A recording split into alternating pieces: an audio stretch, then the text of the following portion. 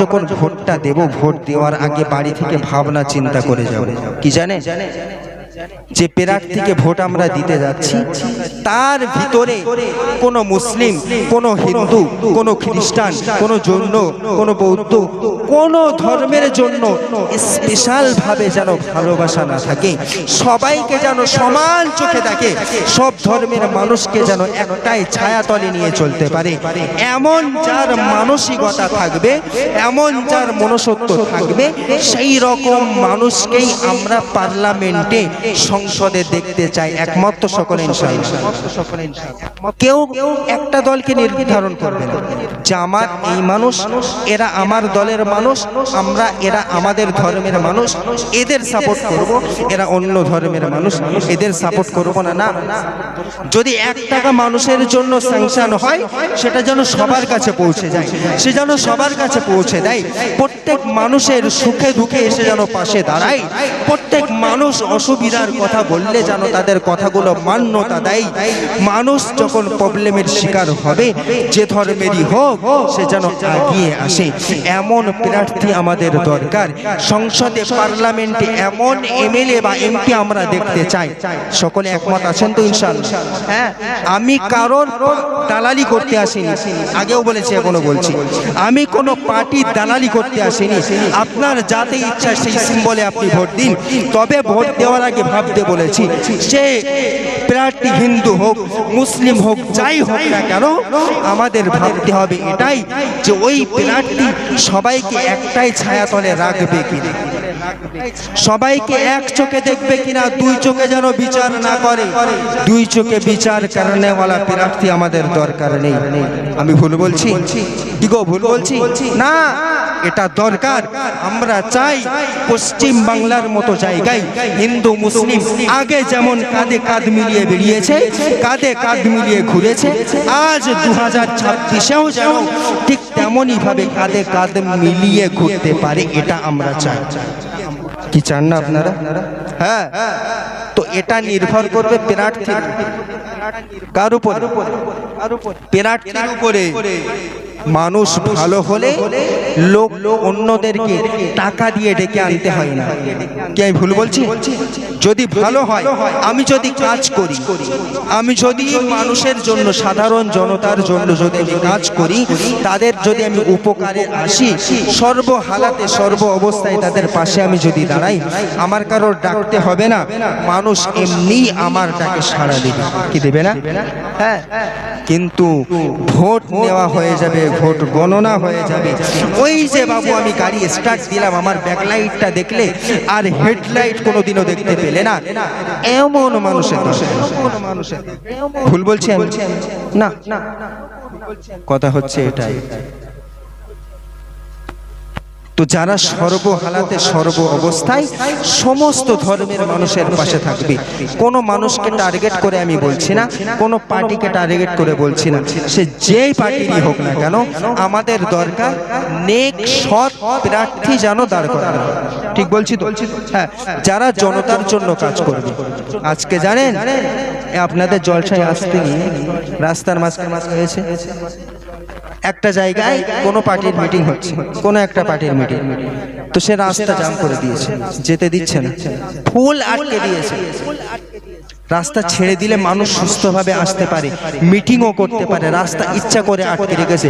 তার আবার কয়েকজন বলছে যে রাস্তা না আটকালে গাড়িটা জাম হচ্ছে, এটা জানাবো কি করে? তারা আমাদের জন্য সৎ কাজ করবে? যারা ভোটের আগে থেকেই মানুষের সুবিধা দেখছে না, তারা ভোটের পরে এসে সুবিধা দেখবে? কি গো, মানুষের প্রয়োজন মেটাবে?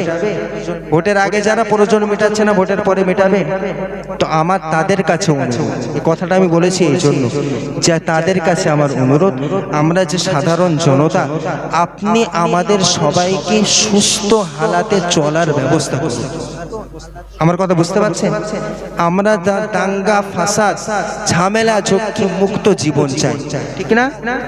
সবাই কাঁধে কাঁধ মিলিয়ে বাঁচতে চাই, দাঙ্গা ফাসাদ থেকে আমরা সরে সুন্দর হালাতে জীবন ব্যবস্থা চালাতে পারি, সুন্দরভাবে চলতে পারি, এটাই আমাদের আবেদন তাদের কাছে।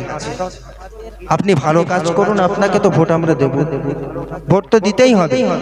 আপনার কাজ নিয়ে বিষয়, আপনি কি করছেন আমাদের জন্য, আপনি কতটা ভালোবাসা দেখিয়েছেন, মানুষের পাশে কতটা দাঁড়িয়েছে, এটা আমরা দেখব, ঠিক কিনা? আমাদের আর কিচ্ছু করতে হবে না, আমাদের সব ভাতা বন্ধ করে দিই, কোনো প্রবলেম নেই।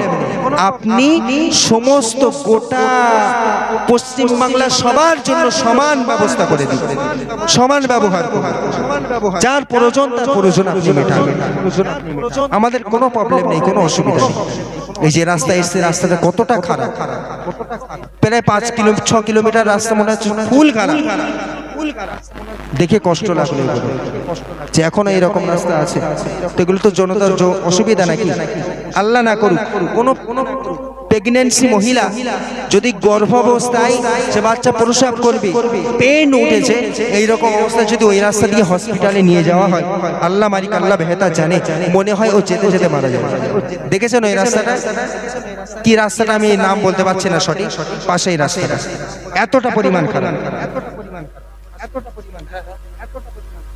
হ্যাঁ ওইদিকে আমি যাই হোক দেখে এসেছি, এতটা পরিমাণ খারাপ। তো আমি দেখছি, আমার মনে কষ্ট লাগছে যে আমরা সুস্থ মানুষ, আমরা তো চলে যাচ্ছি, কিন্তু কোনো অসুস্থ ব্যক্তি যদি এই রাস্তা দিয়ে যায় কিভাবে যাবে? তো আমাদের এগুলো হচ্ছে চাওয়া আপনাদের কাছে। আমি এখানে কোনো ভোটের প্রচার করতে আসিনি, কিছু করতে আসিনি, আমাদের শুধু চাওয়া যে আপনারা আমাদেরকে এক চোখে দেখুন, আমাদেরকে নিয়ে সুস্থ হালাতে চালান, আমরাও চলবো ইনশাআল্লাহ। সকলে রাজি আছেন? আল্লাহ পাক রব্বুল আলামিন আমাদের সকলকে কবুল করুন। সকলে বলুন আল্লাহ করে আমল করি ইনশাআল্লাহ। আল্লাহ পাক রব্বুল আলামিন চাইলে আমাদের জন্য এটাই কামিয়াবি হবে। কথা বোঝাতে পারছি ইনশাআল্লাহ? কি গো, কষ্ট হচ্ছে আপনাদের? শুনছেন তো সব? 12:30 বাজতে, আমার আবার চলে যেতে হবে, আমার কালকের বাড়িতে অনুষ্ঠান প্রোগ্রাম আছে, বুঝতে পারছেন তো? দোয়া করেন আপনারা ইনশাআল্লাহ, আল্লাহ পাক চাইলে আবার হবে কোনো সময় ইনশাআল্লাহ আলোচনা, ঠিক না? জি বাবাজি, টাইম নেই বেশি, আমি ছেড়ে দেবো, আমি টাইম নেই, আমার কষ্ট হচ্ছে, এবার রাত অনেক হয়ে গেছে, আমার আবার যেতে হবে এতটা রাস্তা। তবে আমি শেষে একটা পয়েন্ট আপনাদেরকে বলি, এতক্ষণ যে কথাগুলো বললাম আল্লাহর প্রিয় বান্দাদের কথা, ঠিক না? আল্লাহ পাক রব্বুল আলামিন বলেন, ইন্নাল্লাযীনা আমানু ওয়া আমিলুস সালিহাত কানাত লাহুম জান্নাতুল ফিরদাউসি নুজুলা। আল্লাহ পাক বলেন, ওগো আমার বান্দারা, তোমরা ঈমান এনেছো, যারা ঈমান এনেছো, ঈমান আনার সাথে সাথে ওয়া আমিলুস সালিহাত, নেক আমল করো, যদি এগুলো করতে পারো আমি রব জানিয়ে দিলাম, কানাত লাহুম জান্নাতুল ফিরদাউসি নুজুলা।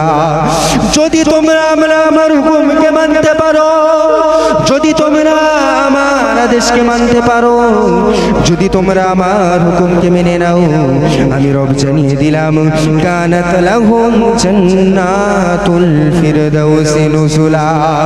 আল্লাহ পাক যে জান্নাতের ঘোষণা করলেন, এই জান্নাত ক্ষুদ্রতম জান্নাত না, এই জান্নাত ছোট জান্নাত না, এই জান্নাত হলো সবথেকে উৎকৃষ্ট, সবথেকে বড় জান্নাতুল ফিরদাউস আল্লাহ দিয়ে দেবে। জোরে বলুন। আর যদি কোনো বান্দা আল্লাহর হুকুম না মানে, আল্লাহর হুকুম শোনার পরে যদি মুখ ফিরিয়ে নেয়, তাদের জন্য কয়েকটা শাস্তির ব্যবস্থা আল্লাহ করেছে। একটু বলে দেব, বলবো একটু? যারা আল্লাহর হুকুম মানতে চায় না, কোরআনের কথা সামনে বলা হলো, কোরআনের আলোচনা করা হলো, কিন্তু তারা মানতে চায় না, মানতে ভালো লাগে না, তাদের জন্য আল্লাহ বলছে, আল্লাহ পাক রব্বুল আলামিন বলেন, ওয়া মান আরাদা আন যিকরি ফাইন্না লাহু মাঈশাতান দানকা। আল্লাহ পাক রব্বুল আলামিন বলেন, যারা আমার বিধান থেকে বেমুখ, যারা আমার বিধান পাওয়ার পরে, যারা যারা আমার কথা শোনার পরে মুখ ফিরিয়ে নেয়, যারা আমার কথাকে মান্যতা দেয় না, যারা আমার কথাকে মানতে চাই না, আমি রব সুন্দরভাবে জানিয়ে দিলাম ফাইন্না লাহু মাঈশাতান দনকা, তাদের জন্য সর্বপ্রথম ক্ষতি হলো তাদের দুনিয়ায় চলার পথটা সংকীর্ণ হয়ে যাবে, সংকুচিত হয়ে যাবে। সন্তান আর বাবাকে বাবা বলে মানবে না, সন্তান আর মাকে মা বলে মানবে না, ছোট ছোট বাচ্চারা বড়দেরকে শ্রদ্ধা করবে না, ছোট ছোট বাচ্চারা বড়দেরকে সম্মান করবে না। ওগো আল্লাহর বান্দারা কানটা খুলে শুনে রাখুন, এই সংকীর্ণ হওয়ার একটাই কারণ, সেটা হলো আল্লাহর বিধান না মানা, এটা হলো কারণ। দুনিয়ার মধ্যে তার জন্য চলার পথটা সংকীর্ণ হবে। শুধু এখানেই শেষ নয়, আল্লাহ পাক আরো বলেন ওয়ানাহশুরুহু ইয়াওমাল কিয়ামাতি আ'মা। আল্লাহ পাক আরো সুন্দরভাবে বলেন কিয়ামতের কঠিন ময়দানে আমি আল্লাহ যখন উঠাবো, কিয়ামতের কঠিন ময়দানে যখন আমি উত্তোলন করব, আমি রব ওই বান্দাকে অন্ধ অবস্থায় উঠাবো। সেই বান্দা তখন রবকে প্রশ্ন করবে, ক্বালা রব্বি লিমা হাশারতানি আ'মা ওয়া ক্বাদ কুনতু বাসীরা। ওই বান্দা রবকে বলবে, ওগো রব, ওগো আল্লাহ, আমি তো দুনিয়াতে ছিলাম চক্ষুষ্মান, আমি দুনিয়াতে চোখ দিয়ে দেখতে পেতাম, আমার দুনিয়াতে চোখ ছিল, দেখার ক্ষমতা ছিল, কিন্তু আজ আমি কেন অন্ধ অবস্থায় উঠলাম? আল্লাহ পাক রব্বুল আলামিন তার কথার উত্তর, তার প্রশ্নের জবাব দিয়ে বলবেন, ক্বালা কাযালিকা আতাতকা আয়াতুনা ফানাসিতাহা ওয়া কাযালিকাল ইয়াওমা তুনসা। ওরে আমার বান্দা শুনে না, ওরে আমার বান্দা কান খুলে শোন, আমি রব জানিয়ে দিলাম, তুই দুনিয়াতে যখন ছিলি, আমার বান্দারা, আমার নবীরা, আমার ওলামায়ে বান্দা, ওলামা কেরামগণ বান্দারা তোদের কাছে আমার নিদর্শনাবলী নিয়ে গিয়েছিল, আমার নিদর্শনাবলী তোদের কাছে পৌঁছানো হয়েছিল, কিন্তু তোরা সেগুলো ইনকার করেছিস, অস্বীকার করেছিলি, তোরা সেগুলো ভুলে গিয়েছিলি। অতএব তোরা যেমন ভাবে ভুলেছিলি, আমি রব জানিয়ে দিলাম, আজও তোরা বিস্মৃত হলি, অর্থাৎ আজ আমি আল্লাহ তোদেরকেও ওভাবেই ভুলে গেলাম। কিয়ামতের কঠিন ময়দানে যদি রব বান্দাকে ভুলে যায়, তাহলে তার আর কোনো নাজাতের ওসিলা হবে? নাজাতের আর কোনো অপশান থাকবে? জোরে বলুন না। সেই জন্য ভাই বাবাজি, সকলের কাছে আমার অনুরোধ, আল্লাহর বিধান আমরা ইনকার করব না, অস্বীকার করব না। যতটা শুনবো, যা কিছু শুনেছি আজ, আগামী দিন যা শুনবো, তার উপরে আমল করার চেষ্টা করব ইনশাআল্লাহ। সকলে জোরে বলুন ইনশাআল্লাহ। ইনশাআল্লাহ। আমি এই যে শেষে আয়াতটা বললাম, এটা আমি সব জায়গায় বলি, কেন জানেন? এই কারণে বলি যে বান্দা যেন আল্লাহর দিক থেকে মুখ ফিরিয়ে না নেয়। যদি মুখ ফিরিয়েছে, সে দুনিয়া থেকেই ক্ষতিগ্রস্ত হতে থাকবে, কবরে গিয়ে ক্ষতিগ্রস্ত হবে, কিয়ামতের কঠিন ময়দানেও ক্ষতিগ্রস্ত হবে। তাই আমি সকলকে এই মেসেজটা দিয়ে দিই যে আল্লাহর বিধান থেকে কেউ মুখ ফিরিয়ে নিও না। বান্দা যদি বাঁচতে চাও, তবে আল্লাহর বিধানকে আঁকড়ে ধরো। কথা বোঝাতে পেরেছি ইনশাআল্লাহ? জি, আমার আলোচনা এই পর্যন্ত বুঝতে পেরেছেন সকলে? আল্লাহ পাক আমাদের আলোচনার উপরে আমল করার তৌফিক দান করুন। সকলে বলুন আমিন। শেষে একটা কথা আপনাদেরকে বলে দিই, যেটা না বললেন, আগামী 23শে এপ্রিল আর 29শে এপ্রিল 2 দফায় ভোট হবে, তাই না? আমি আগেও বলেছি, এখনো বলছি, এই মঞ্চটা পার্টির মঞ্চ না, আমরা কখনো গুলিয়ে দিয়ে না আর দেব এই বার্তাটা দিতে হবে মুসলিম উম্মাকে, তাই দিচ্ছি।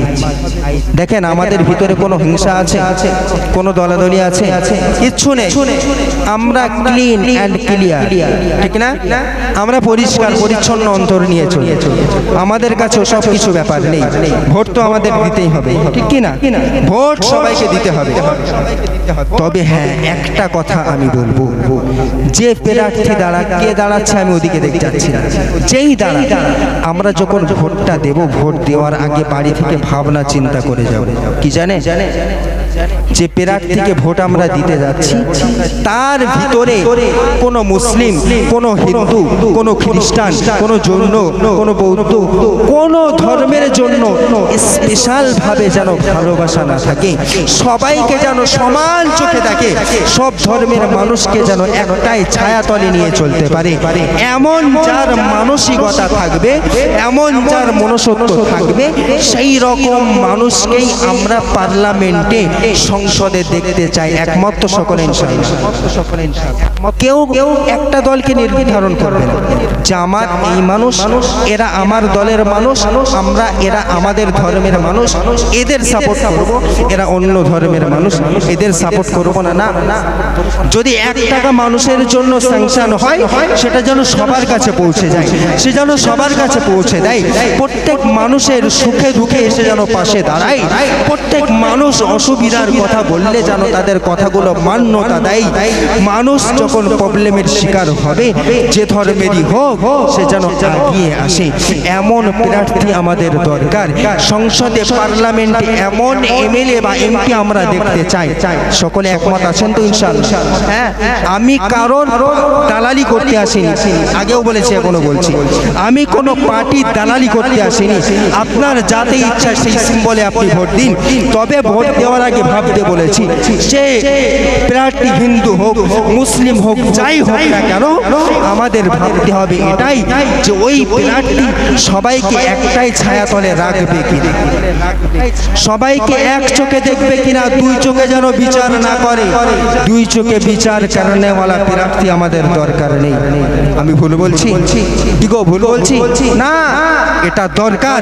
আমরা চাই পশ্চিম বাংলার মতো জায়গায় হিন্দু মুসলিম আগে যেমন কাঁধে কাঁধ মিলিয়ে বেরিয়েছে, কাঁধে কাঁধ মিলিয়ে ঘুরেছে, আজ 2026-এও যেন ঠিক তেমনই ভাবে কাঁধে কাঁধ মিলিয়ে ঘুরতে পারে, এটা আমরা চাই। কি চান না আপনারা? হ্যাঁ, তো এটা নির্ভর করবে প্রার্থী কার উপর? প্রার্থীর উপরে। মানুষ ভালো হলে লোক অন্যদেরকে টাকা দিয়ে ডেকে আনতে হয় না।